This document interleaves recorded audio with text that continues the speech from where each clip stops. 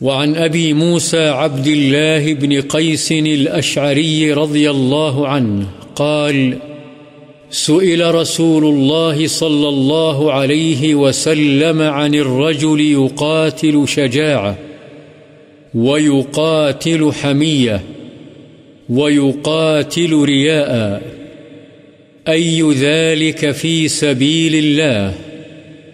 فقال رسول الله صلى الله عليه وسلم من قاتل لتكون كلمة الله هي العليا فهو في سبيل الله متفق عليه۔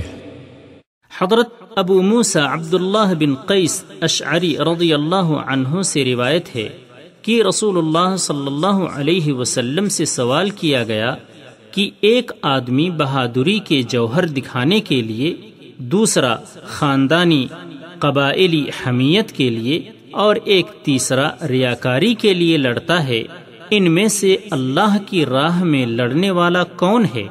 رسول اللہ صلی اللہ علیہ وسلم نے فرمایا، جو شخص صرف اس لیے لڑتا ہے کہ اللہ کا کلمہ یعنی دین بلند ہو، وہ اللہ کی راہ میں لڑنے والا ہے۔ بخاری و مسلم۔